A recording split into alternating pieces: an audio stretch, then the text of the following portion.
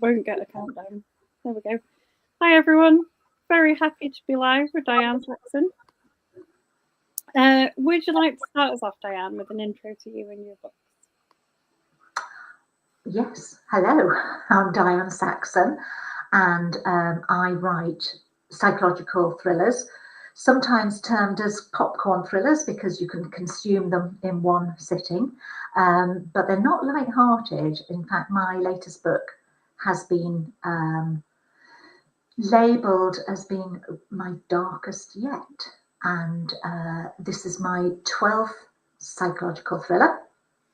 I'm with Boldwood Books, who have been my publisher of all my thrillers so far, and we're just going through each individual book now. I started off with a series, and then my editor said, would you like to try a standalone? And I wrote a standalone called My Little Brother, and it was such a big hit that my publisher said, let's carry on with the standalones.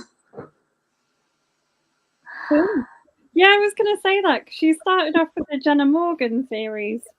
I did, and so many people keep saying to me, when's Jenna Morgan coming back? You know, where is she? And in all honesty, I absolutely love Jenna Morgan myself, and I could quite easily step back into her shoes at any time because she's still there in my head. But it just happens that my standalones just sold so much better that it was kind of tactical on the part of my publishers, just saying, look, let's stick to standalones for now. We can always go back to Jenna Morgan at another point, but as it stands, the standalones just come out and they do so much better. Well, I hope that Jenna Morgan does come back. I know you enjoy them. I was a big fan of that series.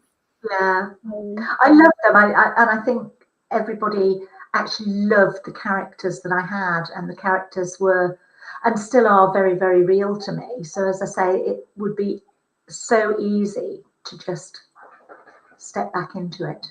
Yeah. So the jump to psychological thrillers, quite big from like writing a police procedural. How did you find that when you made that move? Well, I was just, as I say, my editor said to me, do you want to have a go at writing a standalone?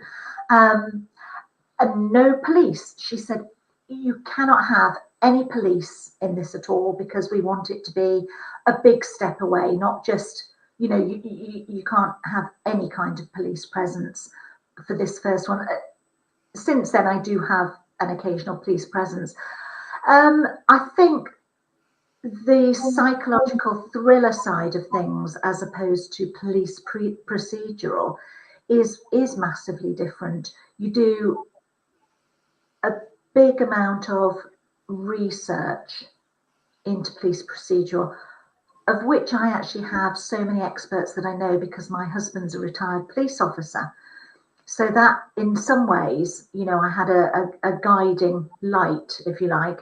I could wake him up at 3 o'clock in the morning and say, you know, if you want to arrest somebody for fraud, and he would quite happily talk me through it. You know, he'd actually walk me through each step of the way of a police, you know, a police process. So in that fact, you know, everything was absolutely bang on. I only made one mistake in my second book. Nobody knows how we did it, but I actually said something wrong for which I got, you know, really told off. And I actually put in something about reading somebody their Miranda rights, which, as everybody knows, is US. And we've been back through and tried to pick up how this mistake of mine, because it's nobody else's mistake, it's my mistake, actually squeezed its way through, and nobody knows. Nobody knows at what point there was suddenly this Miranda rights. So some of the police officers that my husband knows did give me a bit of stick for that, I can tell you. But in so far as that kind of research, I also have so many contacts through my husband. So when I was writing what she saw, which was about a big house explosion, a big fire going on. I reached out and I got contacts through the fire service, and I went and spent a day at the fire station. And so it's very factual. There's a lot of facts in police procedural. Now, with the genre of psychological thrillers, you go through a process of doing your research, and I really do believe in a massive amount of research. I go down the rabbit hole. Most authors will tell you this. They go down rabbit holes and you come out 3 weeks later with, knowing how to cook fried eggs on toast, instead of actually doing what you should be doing. But what I do, and what I found from doing the police procedurals, is I use the same method. I get the experts in the field. So my latest book that I've just written, which I'm sure we'll talk about in a few minutes anyway, but my latest book, it's a book about an HGV driver. And he drives up and down the country, and I wanted to know, what is it about an HGV driver that would attract you to the job? What happens in the job, the finest details. And so I put out an appeal on my Facebook page, which I just think Facebook pages are so great, because you can get all of these experts coming along, and you always get somebody who recommends somebody. And I did. I got a few people recommended this particular guy called Barry Patrick, and he's an HGV driver. And also, interestingly, he has his own radio station up north. And he was just brilliant. I said to him, when he said, "What do you want?" I said to him, "I just would love you to give me a day in the life of Barry Patrick as a driver." And he said, "Okay." So the first thing I knew was, it was about 5 o'clock in the morning, and I get this message through, and I was awake because I have a puppy. And I get this message through saying, "Here's a video of the day in the life of," and he literally videoed his day for me, from getting up, and it was all dark in his cab. So luckily we couldn't see him, but he's in his underwear or his pajamas, and he's literally going, "This is how it happens." And he walks me through the entire process of getting dressed and doing your ablutions. I didn't see anything, don't worry. He was very subtle.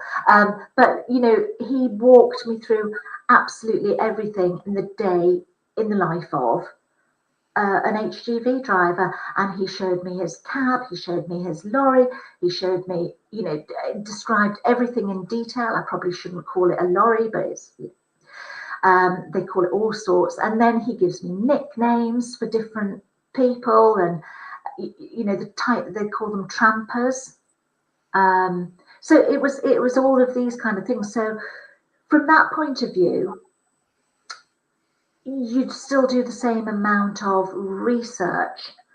What you don't do is have to have necessarily the accuracy of that absolute, not mentioning Miranda rights, for example, that absolute precision on police procedural. You cannot get it wrong, because there are people out there who don't like it when you get police procedural wrong. However, when you're doing a psychological thriller, because a lot of it is in people's minds, what you do have to do is tweak that mindset.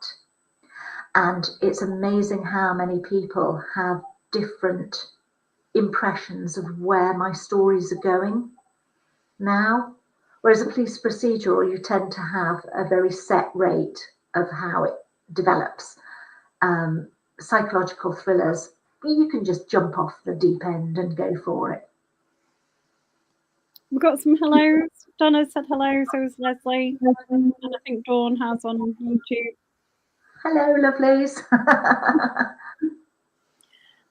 So tell us about the new book. So we know about Barry, the HGV driver, who you've used for research. Well, yeah, Barry, great, brilliant for research, and hoping to go on his radio show as well. So my new book is called A Stranger in the Family. I'll hold it up.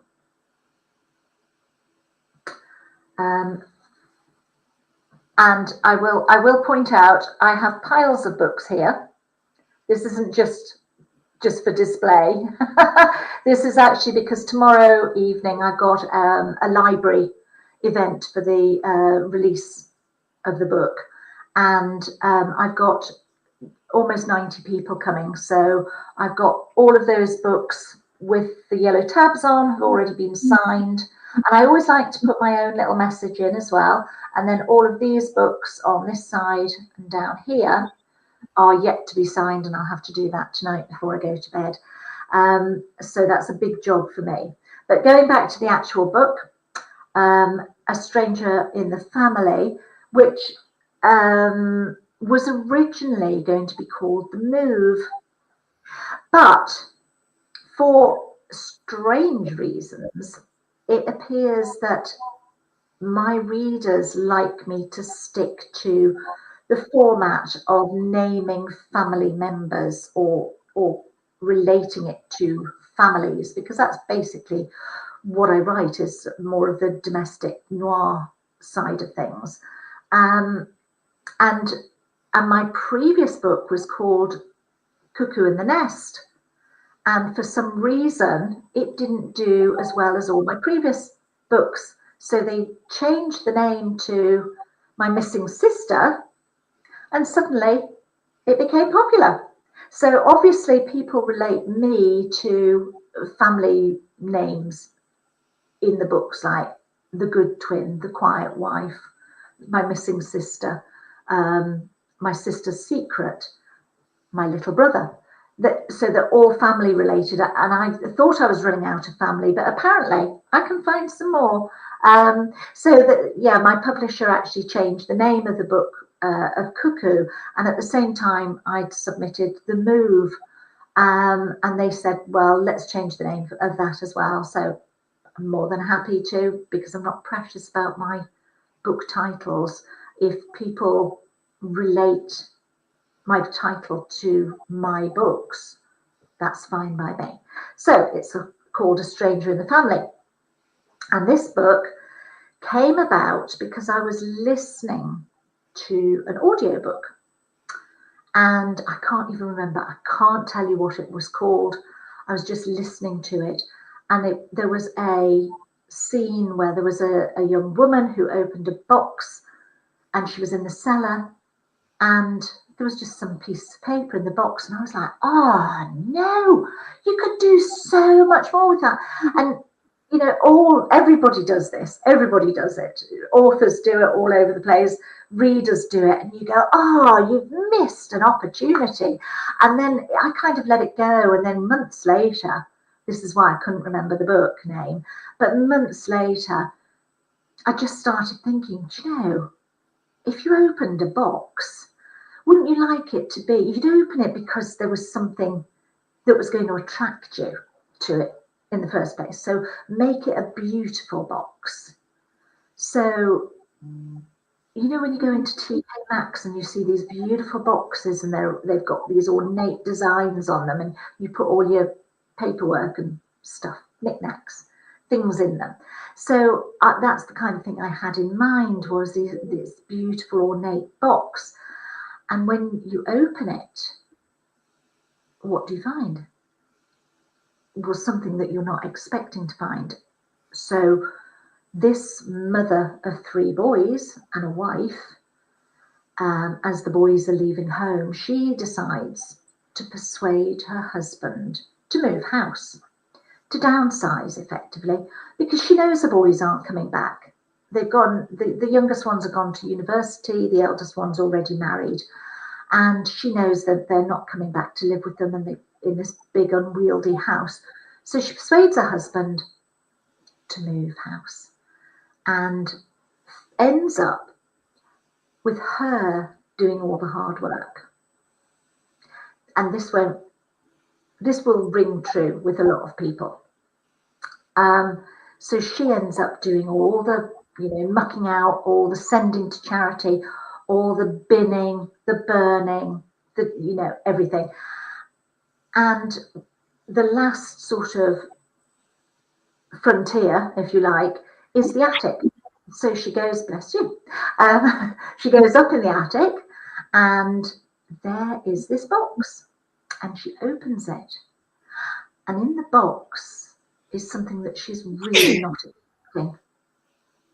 And she looks at these items in the box, and then she hears a noise. So she puts the box lid down, puts it away quickly, and in doing so, something falls out, and she ends up with it in her hand. And her children, her 3 sons and her husband, have just arrived back from a football match. So she quickly scuttles out this item in her hand, slides it into her pocket, and goes to join the family. When she comes back later that night to investigate further, thinking there's something amiss here, the box is gone. So she now knows that somebody in her house knows that she knows. And she knows that whoever that is going to come and get her at some point. So her life is very much in peril. Ava. So And that's it. That's why it's described as your darkest one yet. It is, yes, I think it is. So I don't think it's giving anything away, because in the first sort of chapter it does say, that there are like radio. She's listening to the radio and there's announcements, and these announcements keep coming through about a serial killer. So there's the big hint. And you can't write a light story. Well, I suppose you could. You can't, but most people wouldn't write a light story about serial killers. So there's a lot of research goes into serial killers as well. And that's an interesting way to go, because when you think of domestic noir and like psychological thrillers, you don't think about them involving something like a serial killer. Yes, and my books are always so much darker. I mean, because I don't always stick to a strict genre, and why should we? That's the whole point of being an author, is to stretch other people's imaginations as much as your own imagination stretches. So I kind of do blur the lines a little on psychological thrillers, because you have this big umbrella that says this is a psychological thriller, and there are so many offshoots. But I read prolifically, and I read every element of psychological thrillers. I love police procedurals. I love romance. I love anything. I love reading. So to my mind, my last book actually had a little romantic thread through it, which is really quite unusual for me. But it had a little romantic edge. And I think also all of my books contain relationships, whether it's a romantic element. The last one definitely did have a romantic element. But my books, my main feature of my books is the relationships within families. So whether that comes under domestic noir, I mean, this is definitely like a domestic noir with a bit of serial killer thrown in. But the whole point of all of my books is those relationships with each other and the complications of being within a family unit. And not only, I mean, this book doesn't just cover family units, but it's people like family that you love as much as you would love your own family. And it's those relationships and the way different characters influence different decisions that people make along the way. I think that's always been a strength of your writing, though, that interaction between people and relationships. And yeah, and that's definitely, and maybe that actually came from the fact that I wrote romance books before I wrote thrillers, and my romance books were a little too dark for my editor, and she said, you know, your books are getting really dark. And then I met an agent, and she read the opening chapters of Jenna Morgan, and originally I called it The Gorge, because it was written about the Iron Bridge Gorge, and I called it The Gorge. And she read, I think it was 3 chapters, this agent did, and she sat down with me and she said, you know, because it was going to be a romantic thriller, and she said, you do know that this should not be in any way a romance. This is so dark. What you need to do is make that relationship about the 2 sisters, Jenna and Fliss. And she said, you know, go away and write this as a pure thriller, because your romances are getting really dark anyway. So off I went. I wrote it as a pure thriller, and I sent it back to the agent. And at the same time, I also sent it off to Boldwood Books, who were just opening their doors. And as we all know, that they're massive now. Boldwood Books are huge. And they were just opening their doors at the time. And so I sent it to them and I said, here's my first book. I've got 3 other really strong storylines to go in this series. And I also sent it to the agent at the same time. And I got this fantastic reply back from Boldwood Books saying, yes, we're really interested. What are your other 3 ideas? Which I had to quickly do, and sent it back off. And they said, here you go, here's your 4-book deal, congratulations, which I was thrilled. And then at the very same time, the agent wrote back, I think it was about the same day, the agent wrote back and said, no, thank you, I'm not interested. So I did really well going straight to publisher on that particular deal. So that was Jenna Morgan, just set me up in the genre of thrillers. And gave you that, yeah, it makes sense then, because I've heard other crime writers who said they've read romance give like that knowledge of how you develop relationships. Yeah. And quite often it's the inner thoughts of something that comes from writing romance, because you have to be much more expressive. And I know, you know, occasionally I get, and it's very rare, but you do take notice when you get a review that says, you know, I wish they'd cut out all of this bit. And you think, yes, but I'm not writing for the person who just wants to come along, see the death, you know, and solve the crime. That's not my way of writing, and I don't want it to be my way of writing. I love writing the way I write. It's quite often I'm told it's lyrical, and I love that. And I write for the people who can't see the book. So there's a certain element of people, I can't remember what percentage it was. I was actually listening to Karen Slaughter, and she was actually saying that there's a certain element of people who actually have no imagination, that they have no inner thought. And so therefore, I'm there to put those thoughts and that imagination into somebody's mind. And that's what I'm happy to do. And if somebody thinks I'm rambling a bit, well, you know, read another author. But honestly, I love to put that imagination, and I love to fulfill somebody's desire to actually see the picture. Because what happens, and you know, obviously all authors write their books in different ways from each other. We're all different.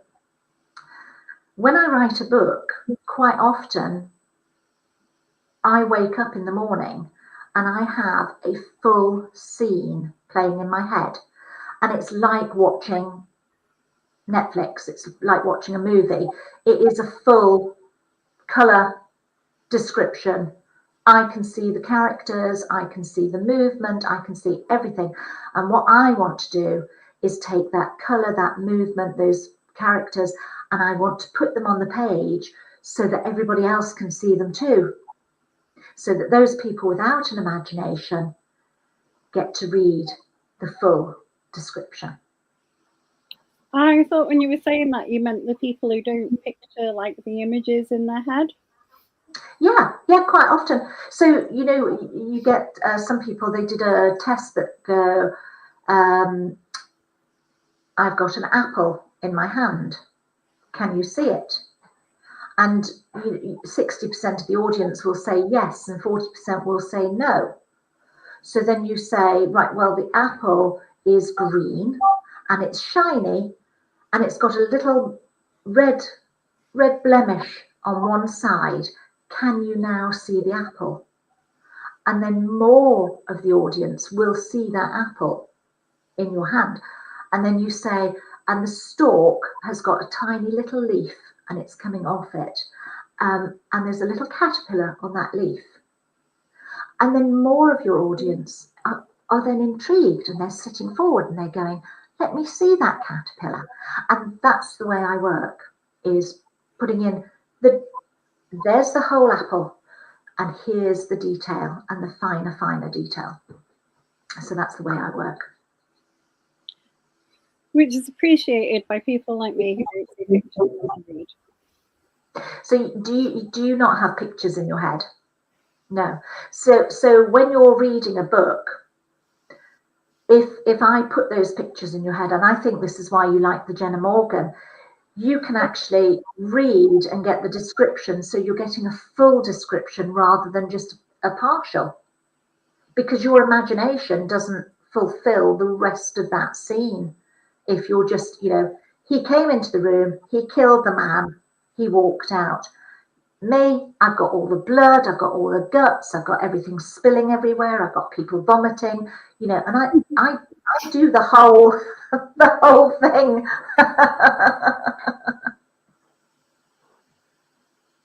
Yeah, people like me, I think Donna's the same. William Shaw, who writes, he doesn't picture things in his head either. Yeah. There's a whole little collection of us that don't see the apple. No. Yeah.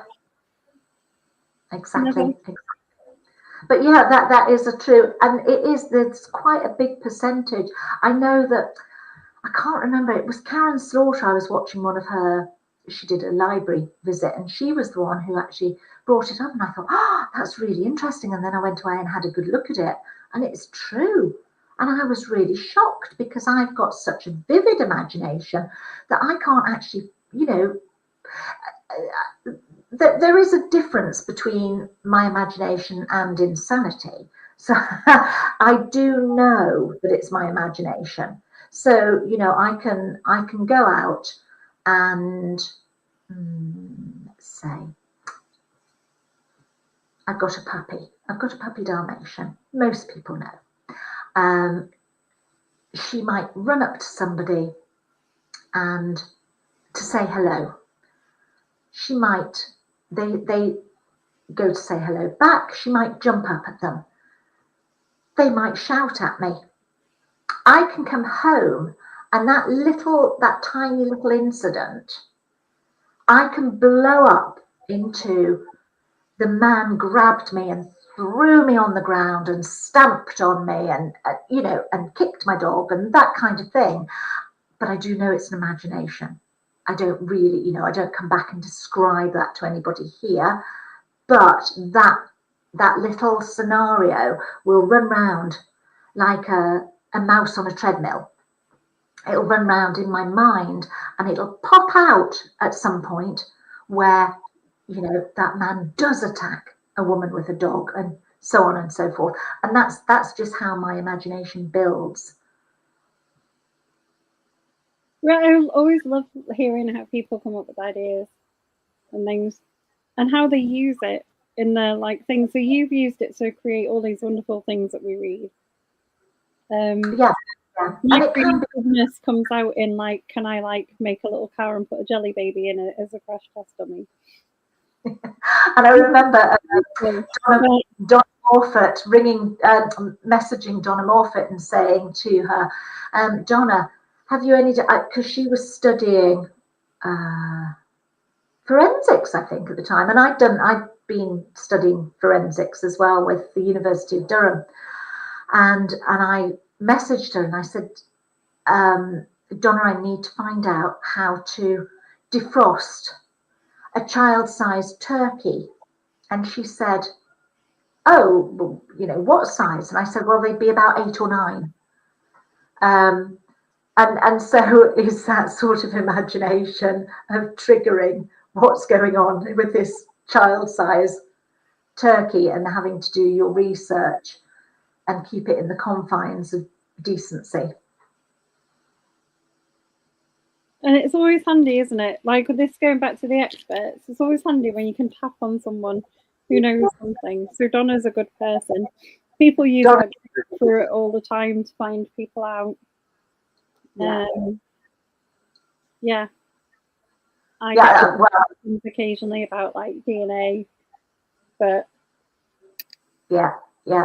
And I know I did My Mother's Lies was about a lady who took a fall, and her daughter rushes out, helps rescue her, gets her to hospital. Her mum's delirious, and they say, you know, something about your daughter. We'll just let your daughter know this. And she said, daughter, I don't have a daughter. And so this girl suddenly realizes that her mum might actually be right. She may not be her daughter. So she starts investigating, looking into how this could possibly be. And she manages to get a DNA sample from her mother and one from her, and she sends it off.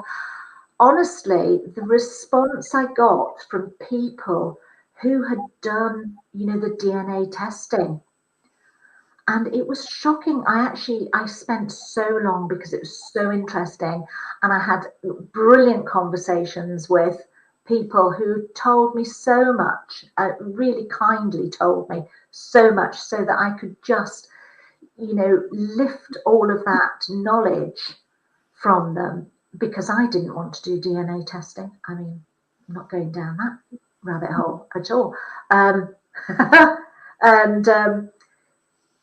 I knew that that's not something I wanted to do. But the people who did do it and told me how it all worked and showed me the plans and the family trees and everything, and it was fascinating, and how people are related to other people in what way. And anyway, so in this story, basically, she wasn't her daughter at all. And then she had to go and investigate what was going on. But all of that research, which takes me months and months, is just, it's something that has to be done, and it's just really interesting. But as I say, with research with psychological thrillers, it's very different from factual research of police procedural, because you can run with all of that stuff with the DNA and you can stretch it a little bit. Whereas with police procedural, it's got to be, you know, bang on in the lines. So what are you working on at the moment? So I would imagine you're writing something new. Always. I am writing something new. I'm writing. Well, it's another one that's going to have the title changed, especially when my editor reads it, because it's not quite what it was going to be, because my mind went off in a different direction. So it was going to be called The School Caretaker, and possibly it might be going to be called The School Teacher or The Teacher. So it's about a young woman who goes to teach at a new school in deepest, darkest Wales. And it's a very small community, and she arrives and she doesn't get the best of welcomes, and she's got her own secrets from her past as well. So she's trying to keep her head down, not trying to attract too much attention. And it starts where in the present day, as most of my books do, most of my psychological thrillers start present day, and then there's always a time shift back to 6 months prior. So her, when she arrives, and then she's got her deep secrets as to why she wants to come to a small community away from where she had worked. So at the moment, I'm doing quite a bit of research on teachers. Always handy. So yeah, I'm researching that at the moment. So that is my next one. So as I say, I'm not quite sure what it would be called at the moment. Well, let me know if you need any help, because I'm a teacher. I know, I probably will. So yes, so very small school. So a very small, and it is a different dynamic. So my children both went to a very small school, which is probably where I get the whole idea from. A school where there were only 200 pupils, and basically the headmaster knew not only the pupils but the parents and the siblings, and everybody he knew it to such a degree. He was a fantastic head teacher. But that brings about difficulties in itself when there's too much known. So it's an interesting dynamic. So I'm just sort of investigating that. But yeah, actually, I will be asking you questions. What year group do you teach? I am a secondary teacher. Did you teach infants first? No. It's infants. I need an infant school teacher. Well, you definitely don't want me then. No, I've never taught infants. Always secondary. Very brave. So I actually used to teach as well, and I used to teach adults. So I qualified as a teacher of, I think it was tutor, it was called, because when it's adults you're a tutor, and I used to teach at the local technical college. They called it, I think it came under the umbrella of office practice. So I taught shorthand, typing, accounts, anything to do with offices. That was quite a number of years ago, but I used to teach 16 plus. And actually, I will say that adults in the learning environment, returning to work adults, are really, really easy to teach. So yeah, that's where I'm at. That's where I'm at the moment. That's good.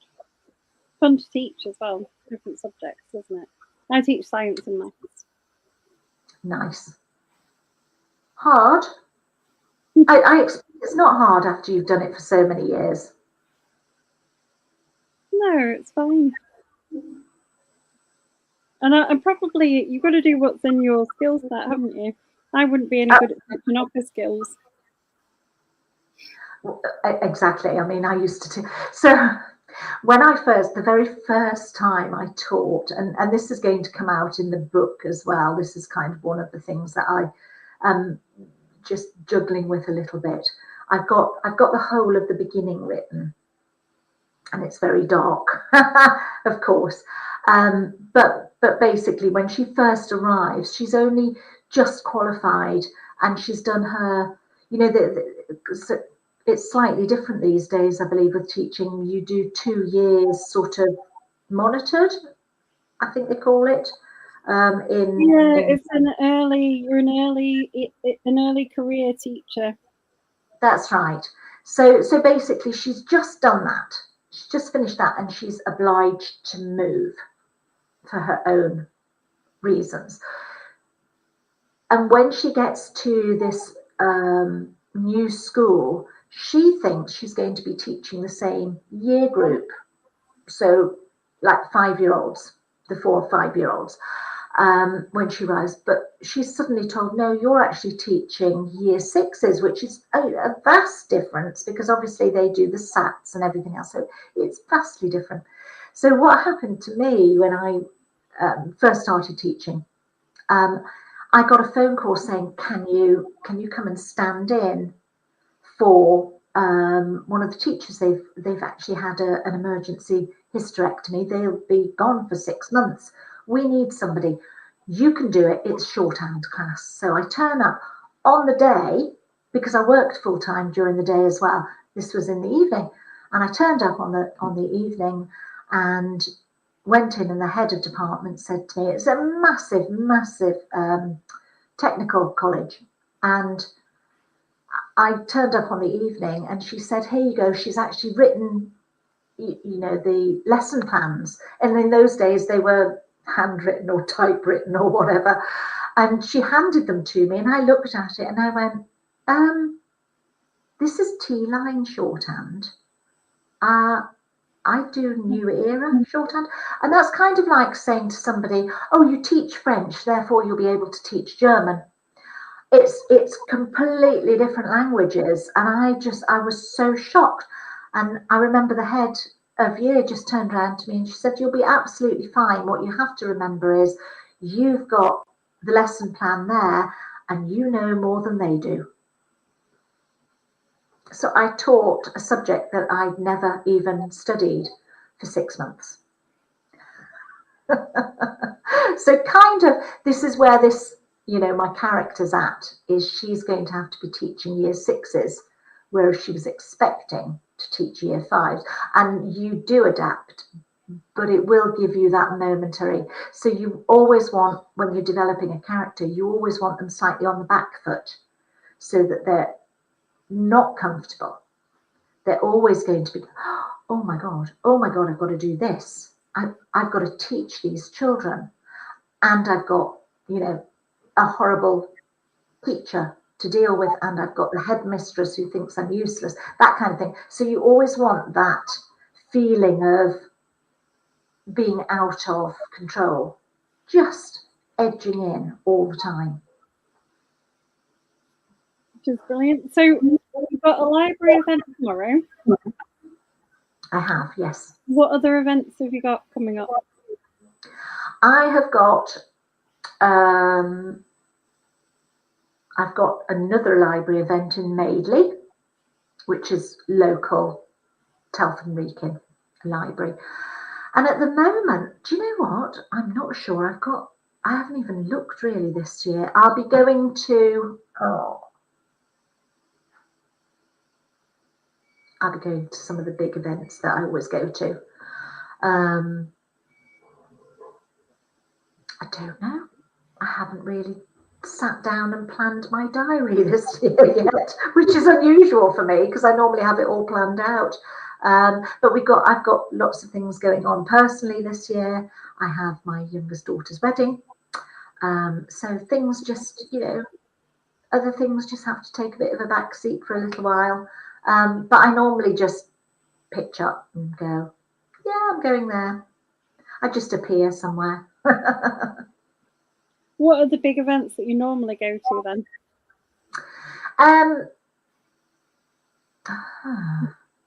What do I normally get? I don't know.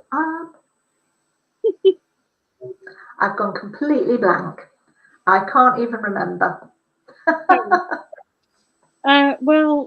Well, you've not remembered that. Tell us what you've read recently and enjoyed. I have read. What have I read recently? I read all the time. So a lot of these things, I just set up my Audible because I prefer audio, which I realised I prefer audio because I have been doing audio typing since I was 16. And somebody was asking me a couple of weeks ago, how come you can just, you know, you can really enjoy Audible and you can concentrate because they lose their track. And I said, I don't know. And then it was afterwards I suddenly thought, I've been trained to listen to audio all of my life from the age of 16 till actually relatively recently, 5 years ago maybe. I was audio typing all the time and taking dictation. So I've got this element in my brain that can divide that bit because I can take dictation and I can be listening to somebody else on the telephone as well. So that is my secret ability. But I'm going to have a quick look at what I have on my Audible at the moment. I am listening to The Engine House. The Engine House by Rhys Dillon, and thoroughly enjoying it. So that is one of my recent reads, but I normally listen to two books a week. So I listen to books.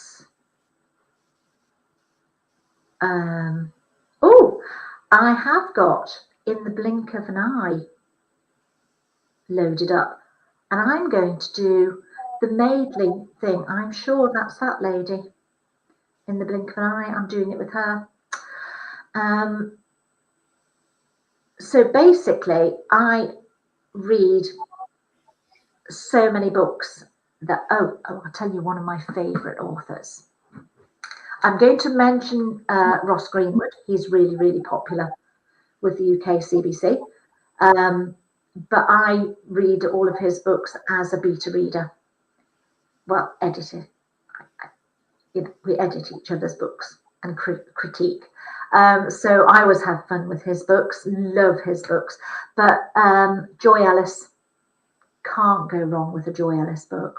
Love her books to bits. She even wrote, she released a fantasy book that she'd written years and years and years ago. And it's so beautifully written, so beautifully written. Loved that. So I'm a great big fan of Joy Ellis's. Karen Slaughter. You can't beat a Karen Slaughter book, can you? And I know she's not UK, but I love her. I don't know if I've ever read one. You really must. She's very gruesome, very gruesome. But that's what I enjoy. They're brilliantly written books. But yeah, I just love reading anyway. So, and I do think the more you read, I would far rather read than watch television, because one thing I know when I watch a thriller on television, the moment the bad guy walks on the screen, I know who it is. Whereas in a book, I don't necessarily know. I might have my suspicions, but the moment they walk on screen, I'm like, yeah, I know who you do. Yeah, it's you. My family hate me. They hate me to watch thrillers with them because I always get the bad guy. Don't always in books, because you are listening, and it's a different element of your brain, I think. You know, you've not got that visual that gives it away. But yeah.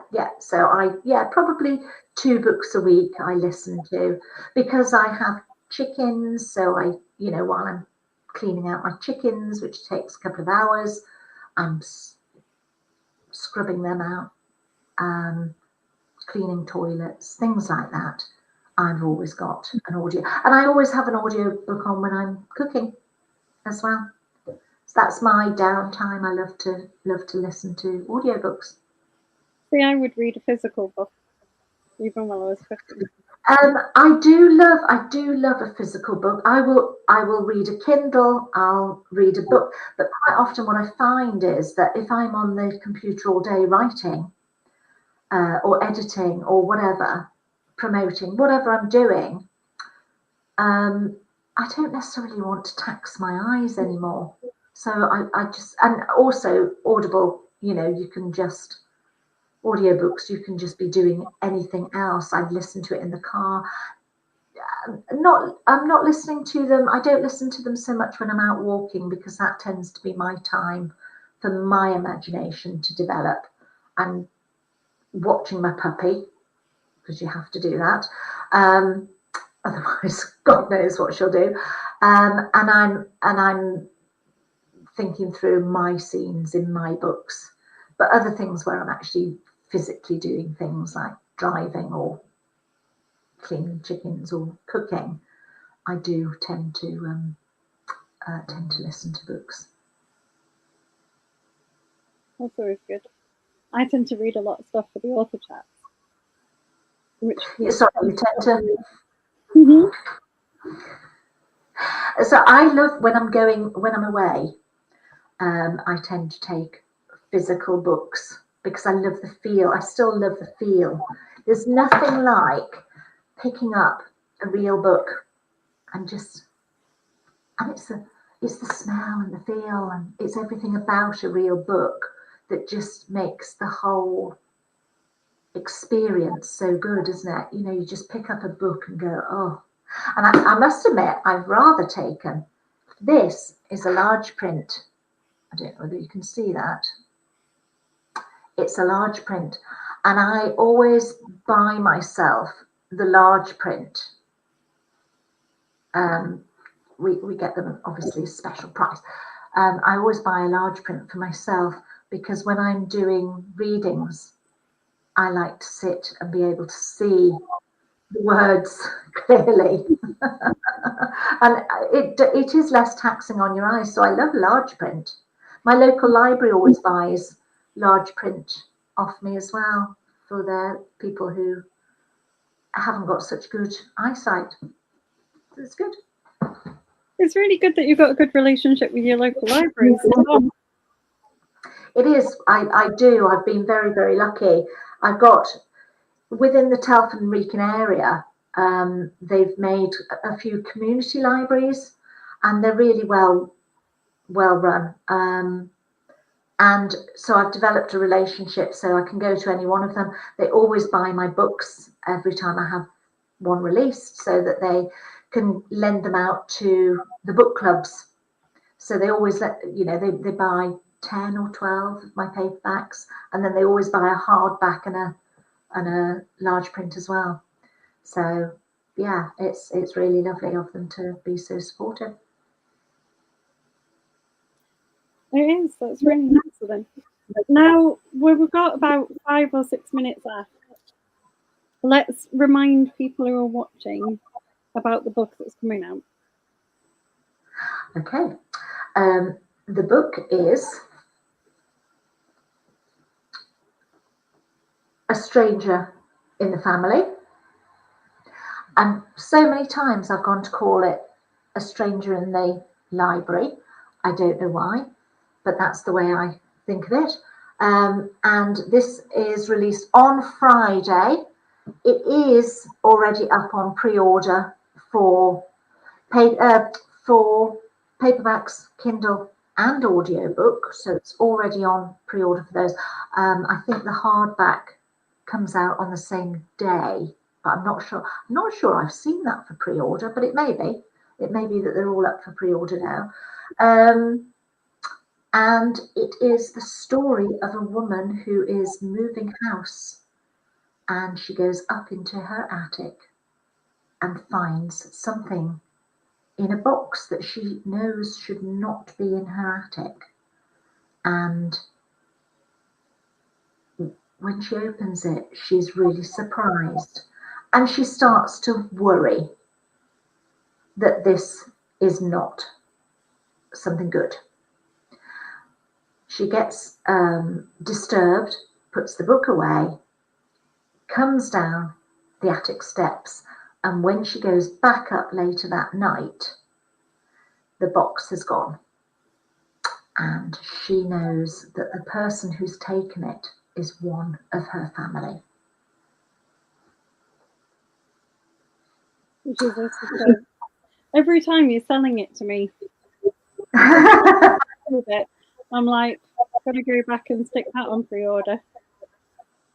I did a little reel. I've been practicing with a little bit of marketing, and I did a little reel, and I read the blurb on the reel, and somebody said that my voice was very, very soft and gentle, and I said, that's because I like to lull people into a false sense of security. But when I do my readings, I actually do them a bit spooky. Fair enough. I mean, that's a thing we don't think about really for authors, is it? We think about you writing your books and doing the events, but not about the marketing that you need to do. There's a lot of marketing that we do, and I have to say that having a publisher like Boldwood, who take the majority of the actual marketing off us, they do most of it, but I do think that you have to make your presence known these days, and especially because people like the people appeal. So it's very difficult if you just sit back and say, oh, I'm just writing my books. People do actually go to events to make themselves seen and what have you. We all do signings and this, that, and the other. Oh, yeah, I've got some books going into Waterstones, so I've got to go in and sign those as well. We were going to do an event, but sadly, my local Waterstones set up the event, and then their central team said, oh, you can't set up the event without our permission. So they've had to say, oh, can you just come in and sign the books, and we'll put one of those sticky tabs on saying signed by author. So there you go. There was an event that never happened. But it's been an absolute pleasure having you on tonight. I feel like it's been so long. I'm sure you've been on with the group since I've last talked to you, but I feel like it's been a long time since I've had a chance to talk to you and read your books. I think because you interviewed me years ago now. And I have, I'm always lurking. I always look. I don't always respond to everything, but I always look, and I'm always seeing, the comments. And in general, as we know, it's a really friendly group. I love to see it when something kicks off, but that never stays long because it's very well handled. It's one of the best administrated groups on Facebook, actually, because they don't have any nonsense, and it really is good. And it's good for the authors because there's an awful lot of authors in this group, and that's probably because we're actually treated well, because there are certain groups that do a lot of author bashing, which is really painful as an author to see somebody else being bashed. So it's lovely to be a member of a group that really just respects everybody, not just the readers, but everybody. So it's good, and it has been a long time since we had a chat. But there you go. Busy people. There are so many authors in the group for you to get around now. There are, but you're always welcome. You know where we are. You can message us at any time and come back. Yeah. Well, I've written a couple of shorts over the last couple of years to go on your short stories. So yeah, I'm always around. Wonderful. And good luck with the library event tomorrow and the release of the book. Thank you. Well, I'm a bit tough because I am a businesswoman as well. So I'm a bit tough, and I make everybody pre-order their books. So the ticket price is the price of the book plus a glass of wine. Oh, and this. Oh, that's nice. Who wouldn't want? Isn't that beautiful? They get a little free gift Also, with my little logo on, and they get a bookmark. So they get, and then they get me talking, and they get a glass of wine and a little cake with my book on the, you know, all of that. And we have a lot of fun as well. It's not just coming along and having a little chat. It is, we have some fun. We play games, and I have a little game where everybody has to put their name into a hat, and then they will get named in my next book as well. super. So. That's brilliant. Well, thanks for joining us tonight. It's been a pleasure. Thank you for having me, Caroline, and I know that you're always there and always helpful. It's great to see you again. You too.